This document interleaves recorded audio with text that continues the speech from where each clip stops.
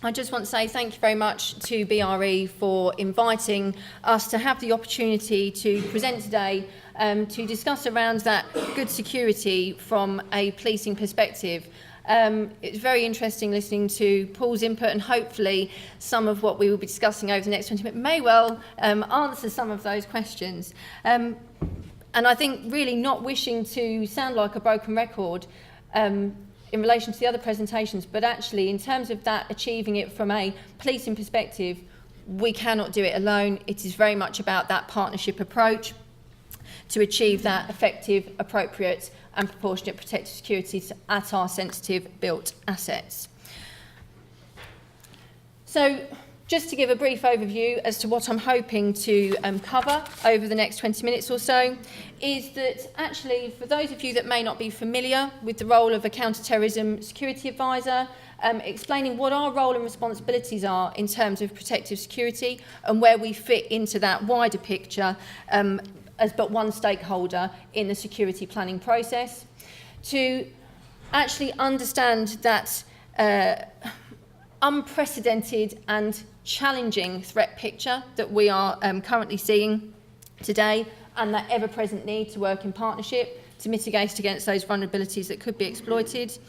Actually, whilst we are very much talking about physical security implementation, actually needing to deal with that holistically, and also, as well as considering the physical security, also looking at the personnel security, but particularly around the information security side of the piece, and where we can actually, for very little cost or no cost, low cost effort, actually deny individuals information that may well have malicious intent, and also actually identify some of those counter-terrorism awareness tools and materials that are available to support, and obviously taking on board the point about actually how do we gain the support from broader stakeholders in relation to identifying the need to actually plan and implement some of these protective security measures.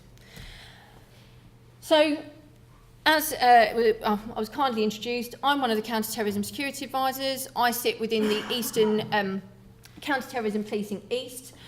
We have a responsibility for 6 forces within that region: Bedfordshire, Cambridgeshire, Hertfordshire, Essex, Norfolk and Suffolk.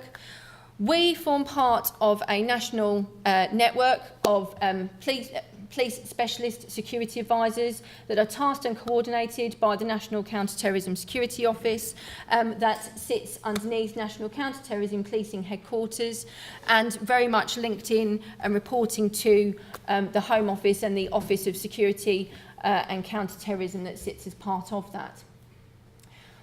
We have that responsibility to work alongside our partner agency, the Centre for the Protection of National Infrastructure, and our role and responsibility is very much focused on delivering against the government's counter-terrorism strategy contest, and particularly 2 of the strands from that counter-terrorism strategy, protect and prepare. So strengthening that UK's protection against a terrorist attack, but also, should that worst case scenario happen, that we are in a position where we can respond to, manage and recover from an incident of that nature as quickly as possible.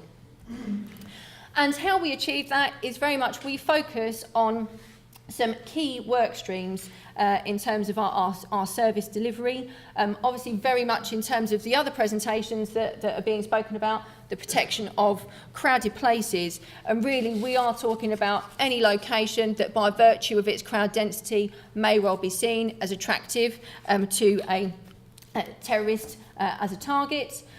But we also have that responsibility around protecting locations that may well hold assets that are of significant value to a terrorist, so the protection of hazardous sites and dangerous substances. Particularly, we are appointed by some of our regulatory authorities to protect locations that are holding sealed radiological sources, certain pathogens and toxins that sit under Schedule 5 of the Anti-Terrorism Crime and Security Act 2001, and certain locations that are holding bulk chemicals. And then really the third element in terms of our work streams is, as I've said, we work alongside the Centre for the Protection of National Infrastructure in protecting those national infrastructure locations. So those facilities that are essential for the running of UK PLC. And we do also have a responsibility in and around personal security, where we identify a threat to life from a terrorism or a domestic extremism perspective. So, in essence, actually taking those first three work streams, we can really define those as sensitive built assets. So, basically, whole or part of that location may be of interest to a threat agent for hostile, malicious, fraudulent or criminal behaviours and activities. So actually then how do we achieve suitable protective security measures at these aforementioned locations? And I think as this diagram demonstrates, and as I've said, we are but one of those key stakeholders in achieving that protective security. And the stakeholders that will be involved in that will very much depend upon the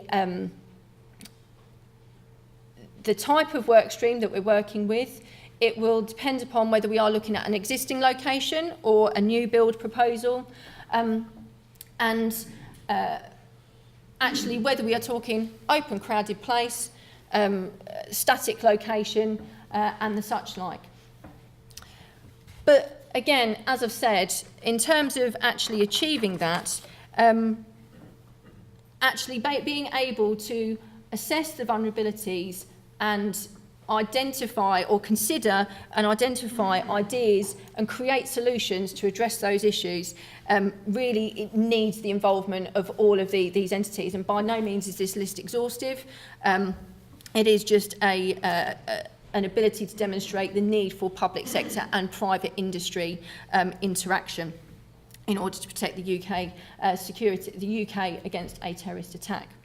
So just to explain some of those, a couple of those key stakeholders, as I've mentioned, if we're talking about our hazardous sites and substances work, we as counter-terrorism security advisors are appointed by other regulatory authorities such as the Environment Agency, and therefore whatever solution we are identifying in conjunction with a site, we need to make sure that it is it satisfies and is compliant with the respective legislation. So there may be occasions where it is a requirement rather than a recommendation. We also, as I've said, we aren't necessarily the primary security advisors dependent upon the site that we're located, we're dealing with. So we may well need to actually call in that lead agency in terms of the physical security advisor. And I think one of the key issues that really has come out in very recent times is about that engagement with broader emergency services. As I've mentioned, in terms of that prepare, we need to be able to effectively respond to an incident of a terrorist nature. And for example, if we are looking at the implementation of a hostile vehicle mitigation scheme within a city centre environment, actually, is anything in relation to that scheme going to impinge upon the ability for the emergency services to respond to that incident? So again, very important in terms of that broader consultation. And actually, in terms of that as well, from the responsible person's perspective, if we are looking at delivering protective security that will effectively address our problems, have the longevity, avoid the necessity to retrofit going forward, then again, other individuals, departments from within an organisation. I know we've mentioned about urban design from a planning perspective, but actually we have seen the introduction of many more interested parties in terms of actually getting that protective security implementation right the first time round. And really, that need for a partnership approach can occur at any point in the whole life cycle of a location. And that might be because actually we've seen a sustained threat or a change in threat. It may well be that we see a change in use of that location, a change in business operations and security provision at that location. But we also potentially see issues that are presented from third parties that may well unexpectedly create vulnerabilities for the location that we're dealing with. So to provide you with an example of this, certainly from an Eastern region perspective, we had a critical national infrastructure site, and through the long-term relationship that we've developed with our architectural liaison officer team, we were made aware of a planning proposal that was being put forward by an asset owner that sat directly adjacent to our critical national infrastructure location. They were proposing extended use of that area as a car park, which presented a significant vulnerability to our critical national infrastructure sites from a vehicle-borne improvised explosive device scenario. So how did we deal with that situation? Well, our approach, we needed to go through our senior police management to ensure that they were endorsing the position that we wanted to take. We also needed to liaise with other policing colleagues, such as the British Transport Police, because of other assets that were neighbouring that facility that, again, potential vulnerabilities were created. And we also, as I said, we were talking about a critical national infrastructure site, so liaising with that lead physical security advisor, as well as our coordinating body, NACSO, to ensure that we were being consistent in our approach. And also provide that opportunity to enable others to contribute during that planning process. Really, the position that we took, that whilst the gold standard would have been the rejection of that planning application and the prevention of the use of that area as a car park, we have to be realistic about this situation and actually come up with some scalable options that may well be suitable for this situation.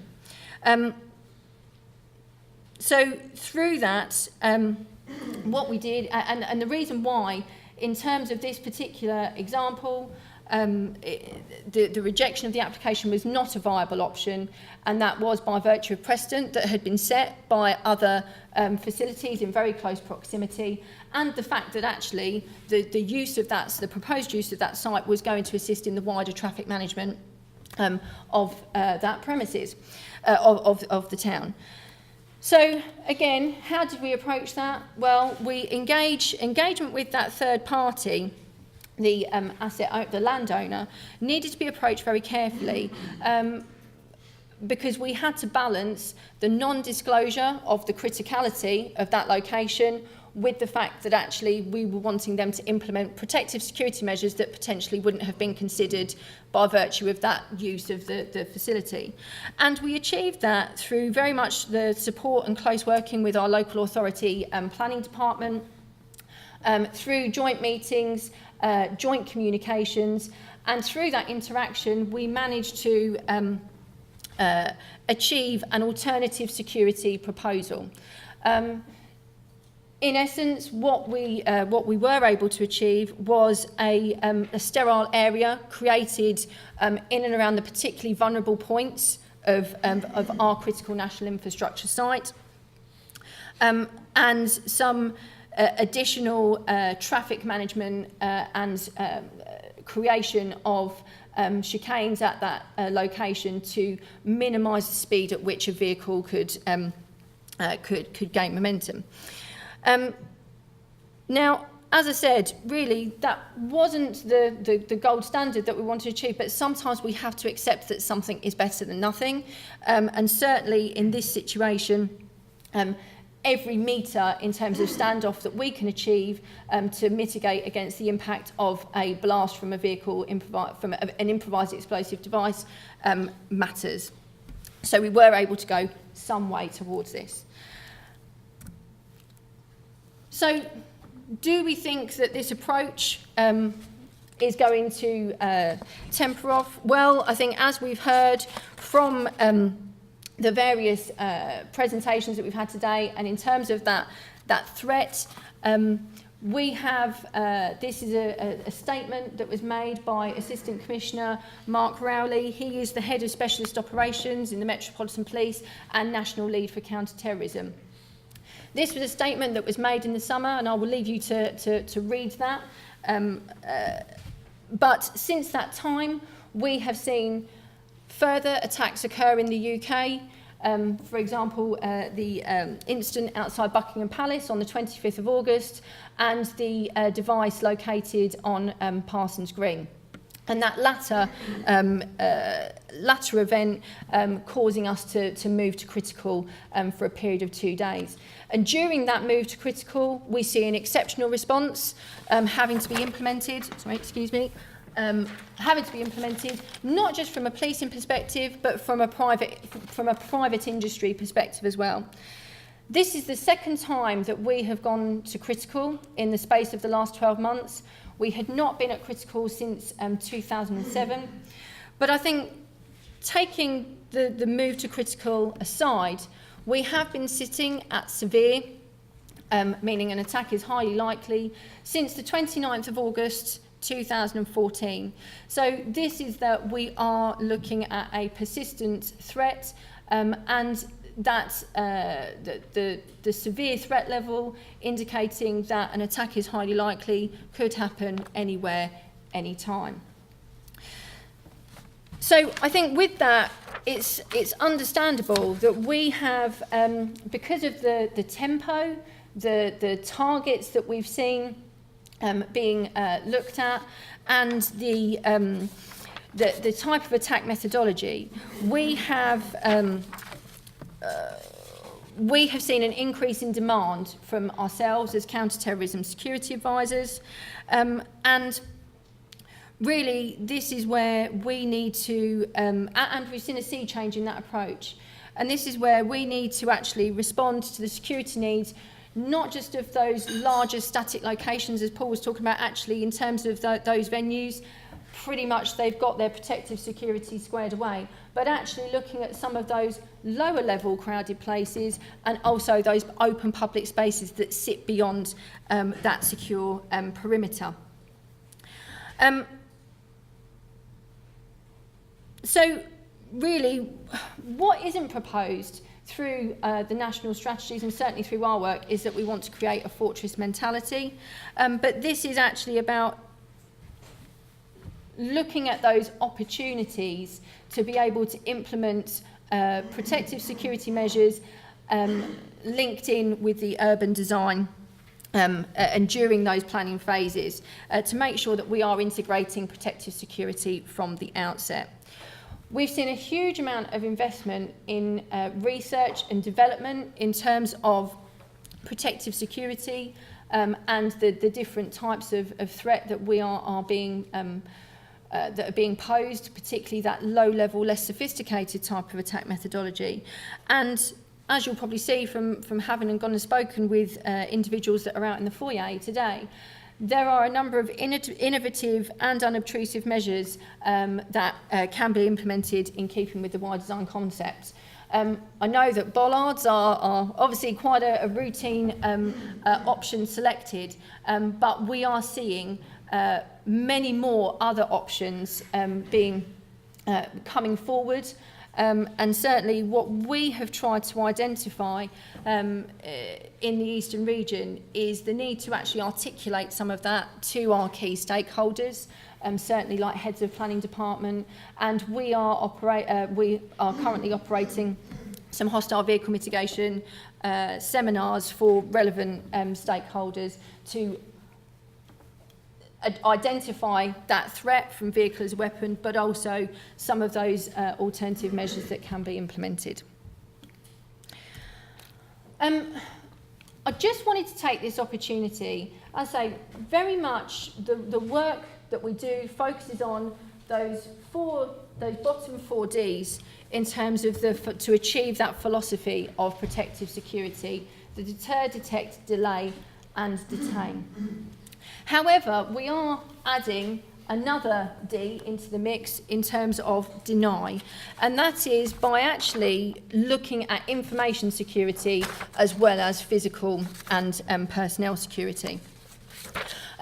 What we have realised is that in this current climate there is a vast amount of data that actually enters into the public domain that could well be very valuable to a hostile individual in order to inform their attack planning process. So this is actually about considering the broader sharing of that information, not saying that point blank we cannot exchange that information, but actually looking at proportionate and effective ways in order to deny that individual the information. So within the police, and I'm sure amongst a number of other individuals that are in here today from public sector backgrounds, we very much follow the principles of government security classifications and the guidelines in and around that in order to protect Her Majesty's government information assets from potential compromise. And really, the principles in relation to this are no different when we're looking at other sites of interest and those sensitive built assets. There is a publicly available specification that has been released through, and it's available through the Centre for the Protection of National Infrastructure's website, PAS 1192, 5 of 2015. And this very much talks about those opportunities to deny that individual around information that could potentially be of use. And like I say, what we're talking about isn't revolutionary. It's not actually that challenging in order to achieve that information management. It is actually about looking at things like the need to know principles, the production of plans and documents in redacted format, edited version, potentially password protecting information, but also around having the confidence to provide some handling instructions around the sharing of that information and the ongoing management of it. To give an example, and this is where we're looking at the information security, and again going back to that partnership relationship, as counter-terrorism security advisors, we deal routinely with sensitive sites. And again, within the Eastern region, we have locations that are seen as very viable and attractive targets to domestic extremism, the wealth of research and development that we have within the Eastern region. Now, one of our sites that fell within that category was looking to expand their business and was looking to implement, put forward some planning applications. Through that early engagement with the site, ourselves, and the local planning department, we were able to discuss the nature of the project, the detail that was currently being proposed within the documents that were going to be issued out to the planning department and then potentially released through the planning portal, and actually determine what the sensitive elements of were that, and come to an agreement as to what could be redacted out before it was actually that planning application was submitted. So, like I say, I think what I want to iterate is that partnership working not just around that physical security implementation, but also about achieving information security as well. Just to really round off, because I know we've not got a huge amount of time, but as I said, we are operating at what is sadly referred to as the new normal in terms of the terrorist threat. As I say, we've seen an unprecedented tempo in relation to that, and a very complex picture in relation to that terrorist threat, from low-level, less sophisticated types of attack methodology to the fact that we still can't get away from the